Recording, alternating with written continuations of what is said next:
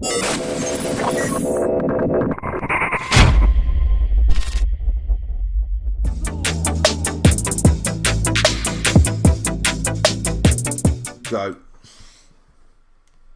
Hey guys, Dontdiedave here with Badboysei, and we're doing our weekly chat show, part two.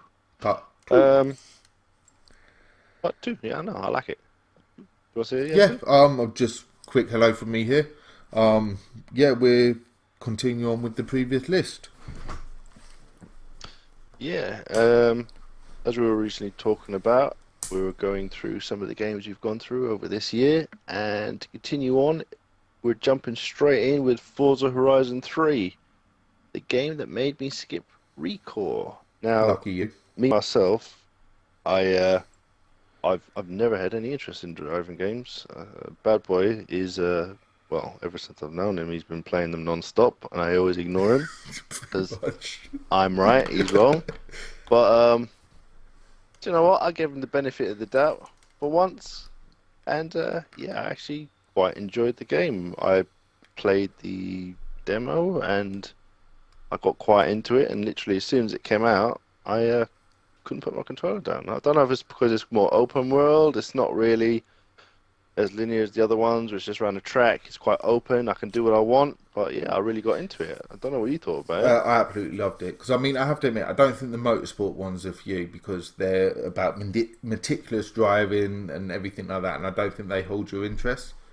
But No, I'm one of those people that likes to ricochet off someone as I go around the corner. yeah, and they're the kind of people that Forza Motorsport people hate. But no, I was nicely surprised to see that you actually enjoyed it because I mean, like I say, you've never been into racing games or anything like that. It's always been my thing, and then we finally actually found one that you liked that we could play together regarding that. But I mean, yeah, personally, I think it's a very well done game. It's huge. It is really, really big. I mean, it feels a hell of a lot bigger. It's pretty. And it's very pretty. I mean, Forza Horizons have always been quite high up on their ability of making things look good, but this does look good because it's so varied as well. You have the city, which is now a city rather than Nice being more like a little town. You have the outback with the obligatory runway for drag racing, and you have the kind of like green hills and stuff like that, and the rainforest. And I think it's a really well done game. And it was with Forza Horizons, I can always go back to them, and that's why. Yeah, I must admit I haven't completed it, but it is a game I will go back to and play at some stage. And and also I like the multiplayer. I think the whole cruising about I think works even better on this one because there is such variety and everything like that. I mean, we had good fun just cruising about, going to different places and things like that. It's a game that you will always be able to get me on. If you say, "Oh, do you want to play football?" Yeah, I'll see you on there. And not wanting to plug anything, but we have actually got the club on there, Bad Boys for Life, or it's BB4L. Jump in, and if I'm on, give me a shout. Okay, you ready for the next one? Yeah. XCOM 2. XCOM 2. Not really for you, is it? I don't know. Do you know what? I think it's one of those games I haven't really given enough time. I know I jumped on to have a quick match with you, and when I say a quick match, I mean an hour and a half match. Yeah. That which means we're tactfully aware, which helps. Remember, that's a good thing in XCOM. Being tactfully aware helps. It's obviously a game I'm pretty good at because I pretty obliterated you. I wouldn't say obliterated. You did quite well because you beat me immediately on the first game. I like the way you started to try and rephrase it. Yeah, he beat me, and it was the first time he's ever played XCOM. Beat isn't the word, Alan. Okay, yeah. Anyway, let's carry on with about XCOM 2. I think for me, I watched them on YouTube and things like that, and I liked how they looked. And I played the first one, and I enjoyed it. I really did. XCOM 2, I didn't manage to give enough time to. That was because of another game coming out, but it's one that I will go back to. And I used to have a habit of saying I do think like that and not bother, but recently I've been going through a back catalogue. About a month and a half ago, I was going through a back catalogue of games, just to carry on playing with them and things like that. So XCOM 2 will definitely be on my list. So at the moment I can't speak too much about it, but it felt like the one before, but better in every way. Apart from I didn't like the fact that they rushed you in some of the missions. Now, I felt that took away from the tactical, slowly but surely kind of stance that the old one used to have, and it was more a matter of you're gonna have to go for it. And that game is hard. The campaign is hard. Like the first one was hard, but this one harder. I mean, seriously, I didn't think they'd do it to people, but that game is hard, and I know by no means am I very good at it, but Jesus, that shit was hard, seriously. But yeah, unfortunately, it did get overshadowed by Mafia 3, which came out in October just after XCOM 2, and it did. It pulled me away. You didn't play much Mafia, did you? I didn't play it at all. I didn't even turn it on. No, I can't remember whether you could. Well, I mean, the thing with Mafia was it was very good with narrative. I thought it was a good story. It was it touched on some dodgy subjects without glorifying them or try using for money, which is always a bonus. I like it when they don't shy away from it, but I also like it when they don't try and make it the main selling point to this game, kind of thing, because it touched on obviously the racism and everything like that, and also the Vietnam War and things like that. But it wasn't a in your face way. It was more of a, unfortunately, true to life way back then, and I think it dealt with it very well. However, it was very boring in between story missions. The open world just didn't feel like it needed to be open world. It could have worked on a linear basis, in my opinion. The story was amazing. Stick with that. But other than that, I just feel like it was missing a few opportunities, or a lot of opportunities, should I say, regarding that. Now we get on to one that you can speak about. Battlefield 1 came out in October. Yeah, I was really anticipating this game. I was really looking forward to this game because I'd really gotten into the last few Battlefields, and it was always a game that you could just jump on and play anytime. And do you know what? There was a couple of things that weren't available when it first came out, but overall I couldn't complain. I was really nervous about going back into the early World War games, as was I. But they pulled it off. They really did. They completely pulled it off. They really pulled it off. I saw the horses and stuff, and I thought, oh, I don't know about this. But once I started playing it, couldn't put it down. No, great game. Yeah, I mean, I have to admit, you take it on face value, and the actual multiplayer, core multiplayer, the basic one, was amazing. It was. Yes. It had a really good atmosphere about it. Yes, you lost a lot of customization with guns because they would try to stay relatively true to form. But just having destruction back is an amazing thing. I mean, I miss destruction, and I'm ashamed of them. It took them this long to get back to it, but they did come back with a big bang. I mean, you can level the whole battleground on the majority of the maps. However, oh no, actually, there's one other thing I really want to give praise for Battlefield, was its campaign. It's one player. I have never once liked a Battlefield campaign that weren't Bad Company. None of them. They were cliche, rubbish, boring, the epitome of bad one players, in my opinion. They had no redeeming features other than, like I say, the Bad Company. The Bad Companies were amazing because the humour just worked really well. Also, you did have the destruction.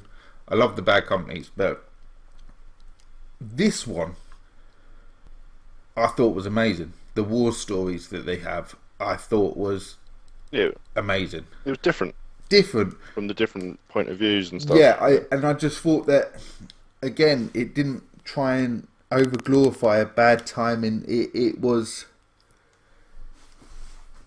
made to try and give you an insight as to how it was, rather than, and it just worked. It really did work for me. I mean, I will now give Battlefield games a chance in the campaign, because this one really did work for me. And I don't think there's a single bit of humour in any of it, apart from when the Australian guy says, "You're not a Kiwi, are you?" I think that was the only one line that was meant to be funny in the whole thing, if I remember rightly. But it was...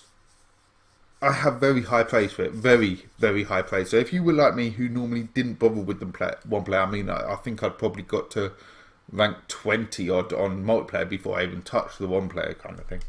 Give it a go. I honestly mean that. Give it a go. Now, we did do an episode, or a couple of episodes, talking about the Battlefield things we didn't like. So we'll go over them very briefly now. What is it about Battlefield 1 that you didn't like? Like you said, people are probably better off watching one of our previous talks about this. But in general, it's just hardcore, and the way they've changed stuff.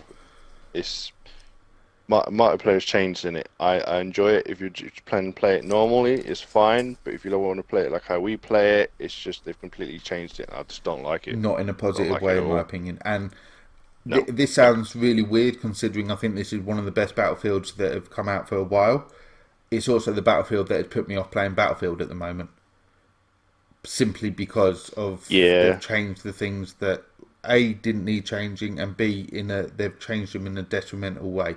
So, like we say, we have got 2 episodes previous covering this. It's up on my channel and also on David's. So give them a quick watch, and they go into more depth as to why, for me, Battlefield I'm not playing at the moment, which is a real shame in my opinion. But no, neither of us are. We're not at the moment. We go on to one that actually surprised me, Titanfall 2. Now, this is another one of those games that I wasn't that impressed with. I remember you used to play it a lot, and I thought it was okay. Well, no, I liked it for what it was, but yeah, it wasn't something I was going to play long term. But I actually really enjoyed this game. I really liked the story. I know you weren't as impressed as I was, but I actually really enjoyed it. Don't know what it was. Yeah, I mean, well, I think that's the benefit with us doing these chats to each other. We look for different things, especially in a story mode kind of thing. So there may be things that you can champion that I necessarily wouldn't. Now, I mean, my personal stance was I absolutely loved Titanfall 1. I know it was very basic, there weren't much to it, but I loved it. The gameplay was amazing. I really did enjoy it. And then the beta came out and I really didn't enjoy it, the Titanfall 2 one, to the point where, I mean, it was literally only the weekend before that we decided we were even going to get. And this is when I'm setting up a channel, so I need to be playing these games. But I was so pissed off with them, to be honest. They drove me insane. However, it was actually a viewer that said to me that they'd actually changed the beta stuff, aiming more towards the old game, and they did. It was a lot better, a lot more fast paced. The Titans seemed to work a lot better than they did in the beta and things like that. And I actually really enjoyed the multiplayer. It's quite simplistic still, but I really enjoyed it. Where the one player didn't, but I just felt like it didn't need that campaign. Personally, I didn't think the story was enough for me. But like I say, David enjoyed it, so I know it's not total shit. It was just my opinion in that respect. Oh yeah, well, there was no campaign even in the first one, so it was completely 100% better. And what? I mean, by the fact that they had a campaign implies that it's definitely better for a campaign than the first one. I will give you that one. I can't argue with that one. Anything else you want to say about that one? Nah, it's like all the other shooters. It's very fast paced. It's a good game if you want to give it a go. Yeah, I'll give you that, and I still stand by the fact that Respawn and Titanfall does movement better than COD. I think it's been a little bit underrated. Yeah, so do I. I don't think it's. So I don't do think I. it's selling. I don't think it's selling that well. But I'm I not think sure it it's deserves a selling little that bit more. well, unfortunately, but hands down, the movement is so much better. It just feels like COD is just and they're meant to be very similar with regards to what you can do in movements, i.e. wall riding, the slides, the double jump or jetpack jump and things like that. And don't for 1 second tell me that, but they're different genres. No, you're in space with COD now. I mean, you're actually in space now. No denying they're on their Well, it's way. the same makers, really, isn't They're, it? they're, You, they're, you can see where they got all their stuff yeah, from. they're on the way to where Halo is and Titanfall is. Different worlds and stuff like that. Just understand that. However, I still stand by Titanfall's movement is the best quick action movement of any shooter that I've played. The kind of like flick reaction kind of games. Yeah, I can't really argue with that. And then we've got our last little subject. This is only a very quick one because currently I'm still playing it to try and get a review out. I think you're still playing it to try and get a review out as well. Watch Dogs 2. Mm-hmm. Uh, Now again, yeah. Mixed bag for me. do you want to go first? Yeah, Yeah. you go first. It's pretty much the same. It's like I wasn't that into the first one, and I wasn't that bothered about this one. And you were like, "Let's give it a go." And again, do you know what? I've kind of got into it. It's just, I think they've improved so much in the first one. The story in the first one wasn't great. This one, the characters and even the story just fits. It works in the 100%. kind of I agree with that. yeah. The multiplayer, I'm not so sure on. There's a lot of stuff that they haven't brought out yet, Plus, which is part of it ain't apparently working. coming sometime soon. But I don't know whether it's just because I'm playing with you. We still have fun with But it. the co-op we have in it, it's fun. Like, I think we also talked about this in one of our previous videos, but just very briefly, some of the stuff in it doesn't work. It can be glitchy, but it just works. Yeah. Especially when we're playing together. It's just funny. Yeah. It's funny but wrong. Yeah, basically, we enjoyed it, but not because we played it the way that they wanted you to play it. It was because of how glitchy it could be at times, things like that. It had us hysterics at times. But I mean, my 2 cents with it is exactly the same. Story is a million times better. The whole group set, Marcus, they're all a lot more likable characters, and I think they're played really well by the voice actors and things like that. The realism of it, the graphics and everything like that are improved. I think they missed a trick by taking out the augmented reality games and the mini games like the Spider Tank. I think they did themselves a disservice there because, yes, I know this is meant to be more in realism, but people love Spider Tank. People love the madness and things like that. But, I mean, I feel like even the side missions on this feel like they're aiming more towards what Witcher tried, which was the story side missions still mattered. I feel like it still feels a bit like that because they've actually got a bit of an interesting twist in it. However, yeah, and gone. No, I was going to say I don't find it as repetitive as it used to be.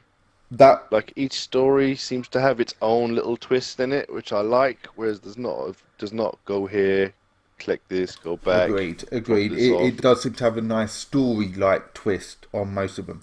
But one thing I want to say, I said on my first impressions or my worries about Watch Dogs 2, that there's no towers. They lied to you. There are towers, they're just not in tower form. The towers are now put your paint, spray paint or graffiti up here. Collect this hacking research point. There are towers, they just disguised them a bit. So I just want to get that out there before people shout at me about a previous video, because I do apologise. They are there, they're just in a disguise, basically. But I mean, I think that's the list so far.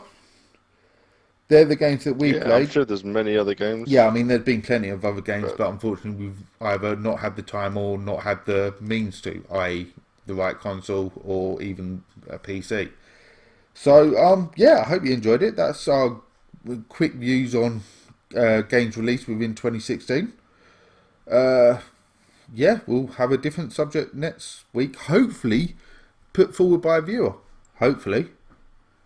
That'd be more fun. Hopefully, you never know. Because it could be something that totally... Yeah, it'd be nice to get something from someone. Because at the moment, we try to do the reasonably generic ones as such, in the respect that, you know, the ones that put our views across, but at the same time, we're not totally sure what people want to hear. So we're hoping people will chuck in a couple of suggestions or whatever, and we can hopefully work from that. Like I said, you want to just... Yeah, you want to do something a bit different, not generic like everything else. Yes, basically, that's what we're looking at. And at the moment, what we try to do is make sure we do ones that are inclusive of a lot of different people. But if there's a specialised kind of thought that you've had, we'll still do it. We'll still speak on it. Because one thing you will find is we give our honest opinions. We're not going to go backwards and forwards just because someone else... just because, you know, it's a bit controversial or something like that, we'll still give our true opinions on it. Yeah. And unlike our last chat show or so, we don't agree on everything. No. And we do argue at times. We do. And that's why it works. Bad Boy is quite often wrong. But normally right. I'll go with quite often wrong, but normally right. Yeah? Yeah, you can't say nothing about that. Yep, that's good. But we do have difference of opinions, but the thing is, you can trust in both of them is what we're truly thinking. We're not just trying to play devil's advocate and shit like that. If we agree with each other, we agree with each other. Simple as that. Yeah, exactly. Right, and that's a... Oh yeah, and as always, please hit like, subscribe, and also please visit canbb4l.com. That's our website. Get yourself signed up, and we have a free sign up, by the way. No card detail needed, any of that bollocks. And then there's a forum in there. Come and say hello. It's work in progress. It's very early. We haven't got any members really, but it's going to continue to be built throughout the years to come, kind of thing. So get in there as an early enlister, as Battlefielders say. We're aiming high. We're aiming very high, but we're going to get there. Yeah. But yeah, that's it from me. And yourself? Yeah, and that's it from me. So, hope you enjoyed it, and we'll see you next week. See you later, guys.